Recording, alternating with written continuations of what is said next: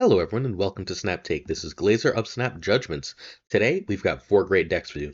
There was a major OTA this Thursday and the meta has shifted in a really huge way.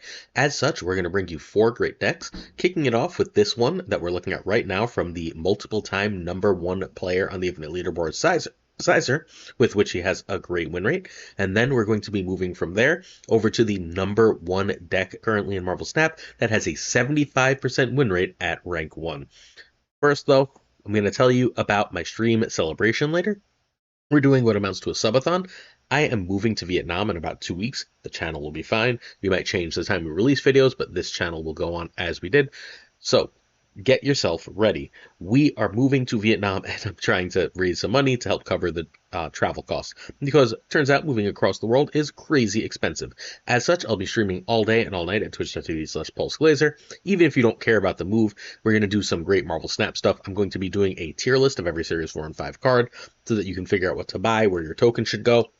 After all the changes, I'm going to be giving away at least that current Red Guardian bundle, and we have a bunch more prizes, like $250, $300 in prizes. So if you want to get some free Marvel Snap stuff, learn about Marvel Snap, play some Marvel Snap, hang out, play against me, then please do make sure you check out that stream. I'll see you there Saturday, later today at about 1 p.m. Eastern. All right, this list, you can find the creator of this list at twitch.tv/Sizer2654. This deck needs Ancient One and Ms. Marvel. Iron Patriot can be Mirage. This is a very budget list if you just happen to have Ancient One or can get it. So, what you want to do basically is generate cards. And we're not running Victoria hand, so we're not generating cards because the cards we generate are so good. We want a full hand because we want one lane to be either won or threatened by the Devil Dinosaur. That is one of the ways we're trying to win a lane. Devil Dino, however, often works as a decoy here. What we're actually trying to win, the core of this list, is Ms. Marvel in the mid, with 2 other cards, and then using the Dao Mandala to give plus 15 to both side lanes. As long as you can keep that going, your Devil Dino lane's going to be like 30 something, right? But like as long as you can keep that going, your sort of middling power outside of that is going to win you a lot of games of Marvel Snap. So Maria Hill is here. She generates a card. Having extra 2-drops, 2-drops are powerful, is nice. Quinjet makes the cards you generate cheaper. In particular, what we're really looking to make cheaper, honestly more than anything else, is very often going to be the Snow Guard Hawk, which is a great way to get rid of limbo and locations that would otherwise mess us up. Making the Dow cost 1 is obviously like insanely good, and Agent Coulson's cards getting cheaper can be very powerful, although that is obviously more RNG dependent. Surge gives us a little bit of extra ramp, a little extra way to play our cards for a little more power. That unpredictability often leads to extra cubes.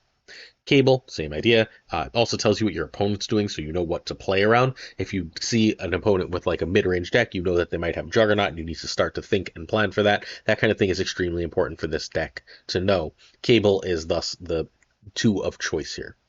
Iron Patriot gives you a really powerful snap condition. One Iron Patriot lane with a snap is still absolutely terrifying for opponents, and they should often run, and you have multiple ways to win that Iron Patriot lane. Cosmo protects your stuff. You can drop it. If you end up with the Ms. Marvel combo early, you can drop it on that in order to protect it. But mostly what you're going to end up doing with Cosmo is trying to protect your Devil Dino. You play your Dino in one of the side lanes with the Cosmo, and that is a lane that your opponent will really struggle to win. Juggernaut is basically a nice cheap way to win a lane. Also, Juggernaut with Cosmo is incredibly strong. If you have Cosmo out, you Juggernaut, you now have a 50-50 of tossing those on-reveal cards, with Prow obviously, into Cosmo and really ruining their life. Agent Coulson gives you 2 cards. Getting 2 extra cards and unpredictability is good. Ancient One, again, we're trying to hit Ms. Marvel and get plus 15 power in 2 lanes. Getting a bunch of Devil Dinos in 1 lane isn't really relevant usually. Usually Devil Dinos enough to win. But if you hit like crazy with Iron Patriot, Quinjet, everything else, you can always give yourself an extra Quinjet and really go off as well. Ms. Marvel is, again, the absolute key here. Using her with Ancient One, using her as a surprise to get a 15 power last turn, 15 plus because you can play her with another card last turn. All of that is absolutely sick. Sometimes you're gonna be able to play Ms. Marvel and Dow just on the last turn on like 2 other cards in the middle, and your opponent will have no idea that your board just exploded by 15 power, right? Like there's just no way to know that. Sorry, I guess by 15 power in each lane. And then whatever, like you still got the 5 in the middle, like that kind of thing is wild. And then of course finally we have Devil Dino, which is just your way to go tall. With this list, Sizer went 15 and 8, which is a 62% win rate at the very top of Infinite. Turn 1, you want Quinjet or Maria Hill. Turn 2, Surge over Iron Patriot over Cable. Turn 3, Coulson or Ancient One. Turn 4, we can drop Ms. Marvel, and if we have the combos from Ms. Marvel, we can snap, or we can do 2+2, and this is a really, really good turn to Iron Patriot. Turn 5, we want Devil Dino most of the time. We can still play Ms. Marvel, we can still play our Ancient One, so on. We can play Generate cards, but Devil Dino is our goal. And then turn 6, we want Juggernaut or Ms. Marvel with the Dow, and then we should be able to win. Juggernaut steals a lane, either then the Da Mandala, either on Ms. Marvel or on a Dino or whatever, just goes way over the top, and you should have way too much power. This one's a beauty. If you want a nice budget deck, oh, I didn't do a replacement for Surge. There's not a replacement for Surge, sorry. But if you want a really powerful deck that is capable of winning a lot of games of Marvel Snap, this is a nice, cheap, simple way to do so. Once you get the hang of it, your opponent won't know what you're doing until this video makes the rounds, and you should be able to steal a lot of cubes as a result. Before we go further, please hit that sub button if you're willing to, as we do our very best to hit 25,000 subs. We are releasing a video 7 days a week. This week, we've released like 9 or 10 videos. We cover Marvel Snap extremely thoroughly. Yesterday, we went over the good, the bad, and the ugly of Marvel Snap. We covered this game more thoroughly than anyone, and if that sounds good to you, please hit that sub button. We are also giving away a Merlin this week. I'm just going to send you a Google or Apple gift card so you can buy Merlin. If that sounds good to you, please sub, like, and then I'll tell you what comment to leave later this video in order to win a free Merlin. Next up, we got Dark Razor's Victoria hand list. Dark Razor has been number 1 for quite a while now. The main deck Dark Razor was playing for the whole season was Silver Surfer. But Surfer without Galacta fundamentally needs to be rebuilt. Galacta was in fact the most powerful card in Surfer decks, and Galacta going to a 4/6+2 instead of a 4/5+3 seems to have knocked Surfer right on his butt out of the meta. Replacing Surfer in a lot of ways has been Victoria Hand. The 4/9 Misery in particular is an extraordinarily powerful card in Victoria Hand, and now without Galacta sort of going over the top, mid-range looks an awful lot like that Sizer deck, which looks like a Victoria Hand list and this kind of list.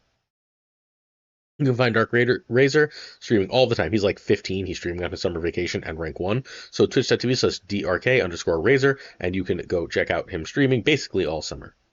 This is not a super cheap list. You need Victoria Hand, Kate, Speed, and Misery for this. If you don't have Nico, you can try Merlin. For Iron Patriot, you can run Mirage. Moonstone, unfortunately, just has to be Ancient One. You need the extra way to get that ongoing. I guess you could also try Prodigy in that spot. And Anti-Venom can be Sarah. That is way worse, but it is doable. All right, Hood is here for 2 reasons. You basically very, very, very much want extra demons. You can get extra demons from using Misery on Hood or by using Frigga to copy demons. Either of those are fine. You can also use Nico to give yourself a demon on the board. That one won't be buffed by Victoria Hand. Or use Nico to draw 2 from Hood, which is really, really strong. Nico's other use here is to give you a copy, usually of a Victoria Hand, but sometimes of an Anti-Venomed card. Shadow King, all of your buffs come from ongoing effects here, so Shadow King doesn't really negatively affect you, thus it is the tech card of the list as a way to sort of prevent what other opponents are doing in order to gain power in the game. It's a really, really effective way. Even like a Dormammu can be brought back down to an 11, which you can easily go over with this list. Shadow King is very underrated here right now in the meta. Kate gives you 2 1-drops along with Demon that you can play that are brought by Victoria Hand, which is really nice. Iron Patriot's card is buffed by Victoria Hand. Plus, we have what we call on this channel the Burrs combo. Burr is a regular top 10 player. Tell me about this combo. What you do is you play Hood, and on turn 3, on the Hood lane, you play Iron Patriot and the Demon. On top of those cards, you then play Misery. That will destroy the Hood, destroy the Iron Patriot, giving you an extra Demon, an extra Iron Patriot card. But you still have that Demon there, which means you now have a 15 power lane on turn 4. That usually wins, right? A 15 power lane is fairly likely to win. And which means you got an Iron Patriot discounted card and another Demon in hand. That's usually enough to snap on. If you have that combo, go for it. Outside of that, Iron Patriot's just a regular good card on the list. Your sincere and important goal in this list is to get as many Victoria Hands as possible. The simplest way to do that is to Moonstone or Frigga it. Sometimes you can get that Nico copy, but 2 Victoria Hands is basically enough to beat almost every other non-combo deck in the game. Juggernaut lets you win a lane on the cheap. Speed is just big. Speed is fairly required here because you do need a second Moonstone target, and Speed is the best ongoing card to hit with Moonstone as far as the cost goes. If you can think of anything else, let me know. I racked my mind for a while and I didn't really come up with anything. From there, we're going to go Frigga, again, Frigga Victoria Hand, Frigga the Demon, Frigga an Iron Patriot card, Frigga an Anti-Venom card. That's your general goals there. Moonstone is here for Victoria Hand. Don't be afraid to throw speed in there, obviously. Please do yourself a favor and be as careful as possible not to end up getting Enchantress, but Enchantress seems to be cycled out of the meta a little bit. Anti-Venom is great. Anti-Venom has an extra use here outside of being a free card, a card that you can frigga, so on. Shadow King can give the Anti-Venom card its power back, which is insanely strong toward the end of the game. It's just a way to generate extra power and give yourself an extra cube equity through its unpredictable nature and decent power.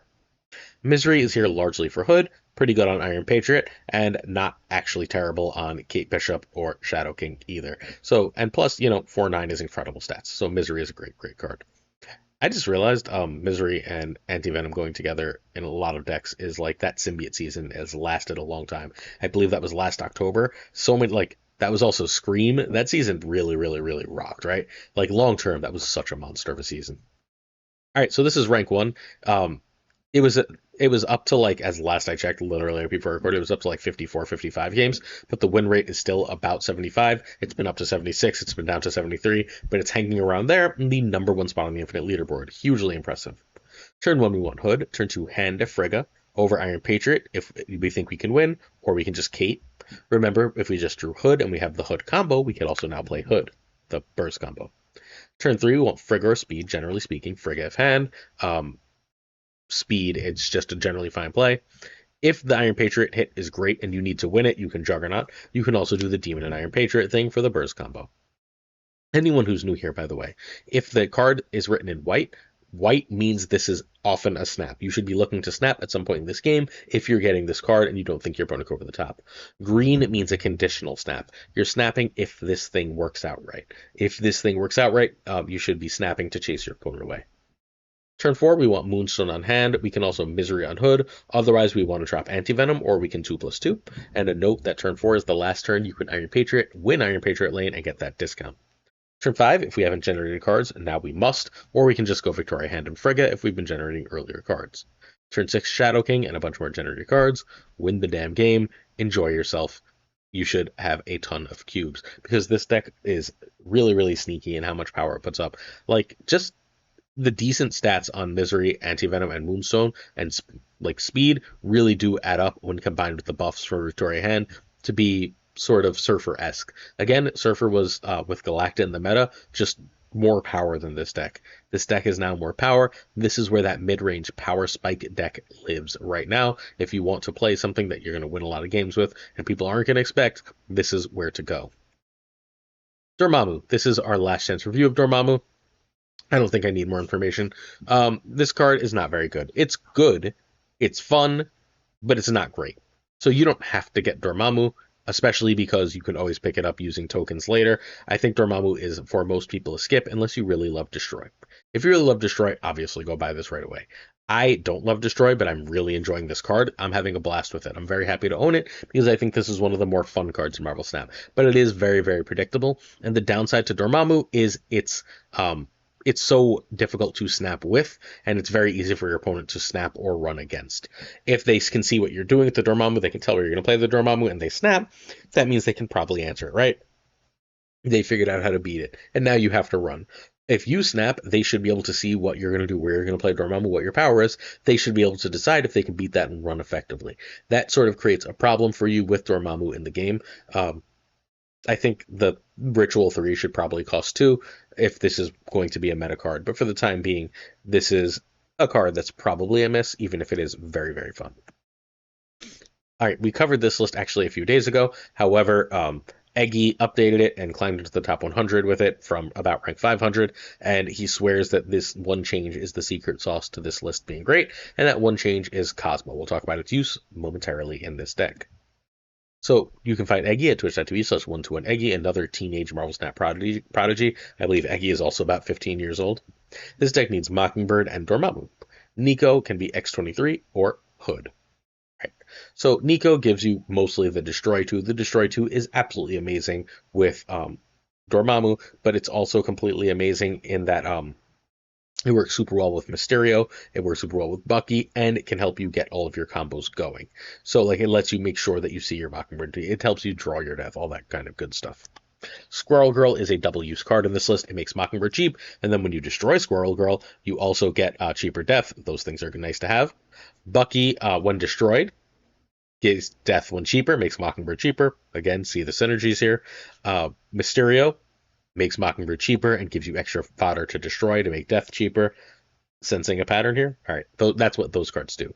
Our destroy cards here are Carnage, obviously, Venom and Killmonger. That lets us take, and to some extent Nigo, which let us take care of the actual destroying part. Remember, we need one of them early for Dormammu Ritual 1. We don't have to have Dormammu to win this with this list, but it really does help. We can win by Mockingbird and Death, especially if you can Nico Death, which is a thing I was able to do a few times.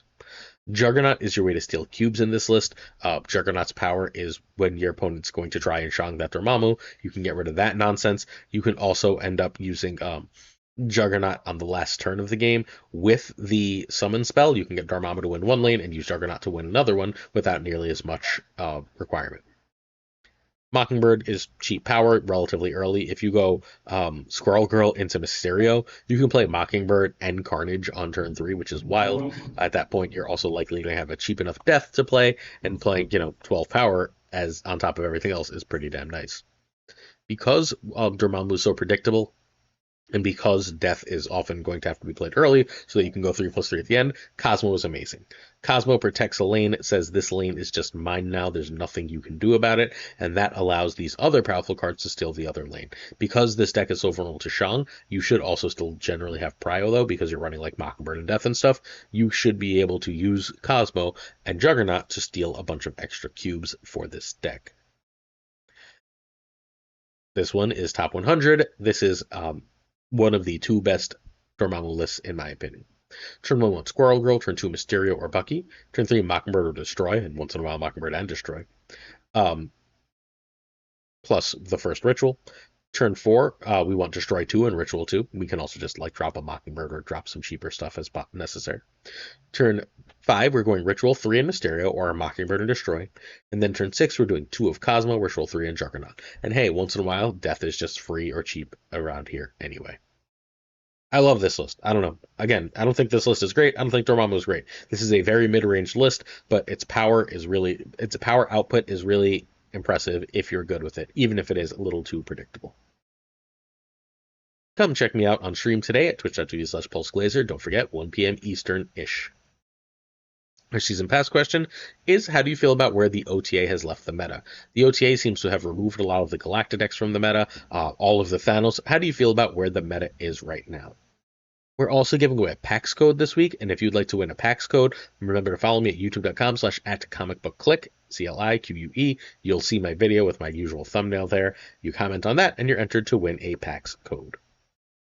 Next up, we've got Dragon's Lockjaw Infinity Ticket. We told you about this deck yesterday, but we're going to actually do the turn-by-turn and full guide for it today. This one is a monster. I'll be playing this on stream for sure today. I'm probably going to play all these on stream for sure today, but I'll be playing this on stream for sure today because Lockjaw is really, really good with Nightmare and Electro.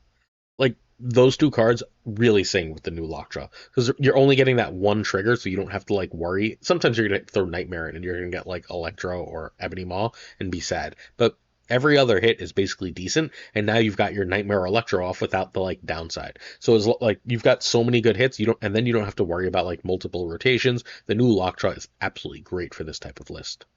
You can find Dragon at twitch.tv/Dragono. The O's are the number 0. This needs Nightmare, Luna, and War Machine. Cersei can be Lady Deathstrike.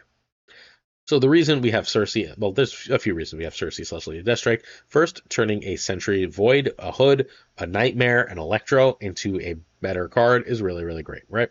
Cersei does that, but for everything but Electro, Lady Deathstrike will do the same. That's why that replacement. Hood is here. Hood gives us extra power. At the end of the game, one of our goals is to play War Machine, and then on top of War Machine, or play Electro. I guess it doesn't even have to be War Machine if we get the Nightmare stuff going, and then be able to go Demon plus Infinite or Ebony Maw plus Infinite, and that's just so much power that opponents will really, really generally struggle to do that, but we also need a way to handle the Hood. So we have several ways to handle the Hood. We have Annihilus and Cersei as our Hood answers. We don't want that -3 on the board, right? We can also, in a pinch, throw Hood into Lockjaw. It's not what we want to do, but it is an effective thing to do. Ebony Maw, meanwhile, is a card we almost never want to play early unless we already have War Machine and we know we're not nightmaring. Like we have Ebony Maw and Electro and War Machine. Fine. At that point, we cannot drop Ebony Maw, but we do want to only play it early if we have War Machine. It's generally meant to be big power late. Lockjaw is here specifically to play Nightmare or Electro into. If you drop Nightmare into it, obviously you're trying to have Red Skull or Infinite in hand, or Sentry. Those are the cards you're really looking to hit with Nightmare. If you've got two of them, you're going to drop Nightmare into Lockjaw and hopefully get yourself a powerful card that's not Electro. Um, Electro, same concept here, right? Electro lets us ramp straight into 5. We can play Electro into the Lockjaw and be perfectly happy. We can also drop Electro straight into Cersei, or we can go Electro into Sentry into Cersei, and then we're going to still have enough energy to be able to do multiple things the next turn. So Electro is actually really solid here. And the 4 power isn't the worst thing in the world if you're going to play War Machine. Luna gives us that same ramp into Cersei, but what Luna really does, what Electro does, is they let us play multiple cards on the last turn, which is a very powerful place to live. We want to play Infinite or Red Skull, hit by Nightmare, along with some extra 1-drops, and we need that extra energy to do so. War Machine is our catch-all. It lets us not worry about Electro. It lets us not worry about Infinite. It lets us not worry about Ebony Maw. Sentry gives us a 4/-9 that we can either send to opponents, or we can turn into a 5-drop, or we can just not have the -9 from Nightmare.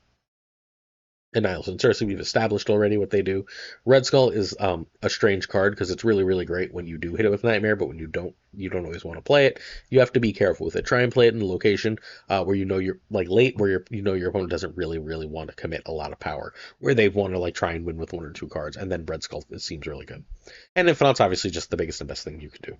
Nice and simple. Infinity Ticket winner. Turn 1 Hood. Actually, I wonder if we could use Giganto in that Red Skull spot. I'm not sure. It's worth looking into. All right, turn 1 Hood. Turn 2 Lockjaw. Turn 3 Luna. If you don't have like any major combos, like if you have Lockjaw, you're going to want to do Nightmare or Electro, right? If you have War Machine, you might want to do Electro.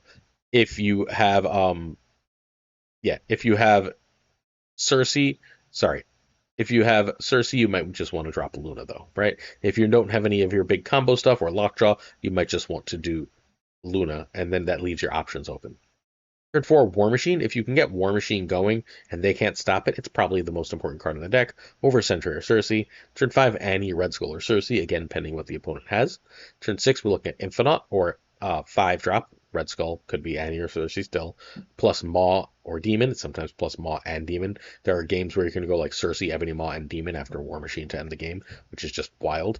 And then you should win because you're putting up a ton of power, a ton of unpredictability. This is about as good as Nightmare has felt. Nightmare sort of landed with a thud because of the 4/-1, but the new Lockjaw really, really does help with that. So maybe we can actually see the Nightmare meta that we all kind of expected that didn't actually materialize. Question of the day is from Drive Store. What do you play when the meta is a bit weird and rough and alert, such as currently? Also, what's your backup last resort build to play when nothing else is working for you? So, I almost always have a bounce deck built, and I always do well with the bounce deck. My current bounce deck is the Ancient one from Avazord that no one likes but me, but I think it's really, really cool. I absolutely love that list. The other 2 decks, I usually I like the classic Malekith discard, although there is a new Lockjaw Khonshu version that I've got to try. Again, stream will happen later, so you can check out that. But also, I keep the Red Wing deck built at all times. I absolutely adore the Red Wing deck. It is my oldest built deck, and it is one of the main things I play. Those are my basic go-tos when the meta is really not singing for me. I'm not sure there is enough of a meta for it to not be singing for me right now, though. The meta is just developing. It's so soon after the OTA that everything is very, very up in the air. All right, again, it's 6:28, not 6:30. Nick doesn't know how days work, but twitch.tv/PulseGlazer. Come hang out. You can see what we're going to do. I got to figure out where my propeller hats and my weird, gross jelly beans are, but we going to stream all freaking day and perhaps all freaking night. I hope to see you there. Get some giveaways and help me if you have it. If you don't worry. Come hang out. But if you can help me get my family across the world to Vietnam, I'd appreciate it. Cool. All right. Certain tiers of support on our Patreon, patreon.com/snapjudgments, come with on-air thanks. Another great way to support the channel, by the way. Bricks to Click, this is his last day as our Patreon of the Month because we will be crowning a new Patreon of the Month tomorrow. Thank you to Abigail Giesland, Mandatory Burnout. Burnout's very excited for tomorrow. It Regardless, great is a word. LAB, always kind. Ink, the graphite fan. I am Frostman. Check him out on Twitch, please. Jota Navarrete, Prime Brian of the Prime Mind app.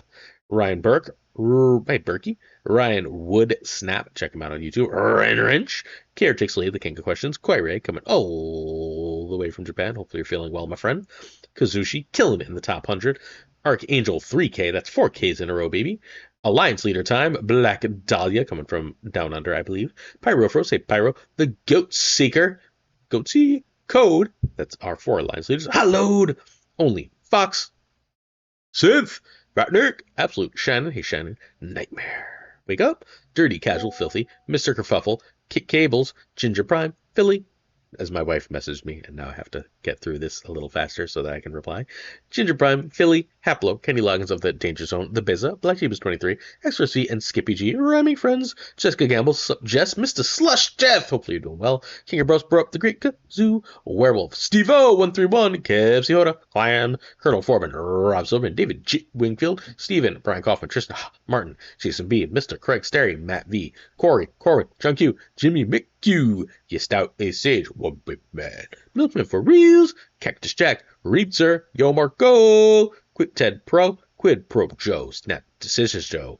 Check out Snaps and Podcast, please. DeCarlo220 on Twitch, please, friends. Models Mob Supreme, Biggity Boom Bot, Green Goblin, Unibot V2 on the YouTubes, Blonde56, The Spectrumix, Hood, Ocularis, Matt H, the only one we need, DJ Mike Hutchings, No Frickin' Flex, Nick the Greek Geek, Toxic Soul King, Zodric74. I bet you all these people stop by stream, y'all. King of Canada, JJ, Denman Falcon, Fafthor Newman, all those people are streamers from Nick on down.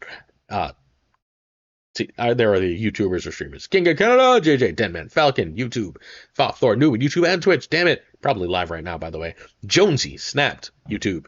Two Ties, who does in fact wear two ties on the 5th of July is when we gonna hang out. The great Lauren Ebb, Snap on this podcast. The Pirate King Tucker of basically every damn platform. And of course, Gunny T. The T stands for thanks. I hope I'll see you in a few hours. I appreciate you watching and hanging out with me this morning. I'll have another video up for you tomorrow, as always, and I'll see you soon. Peace.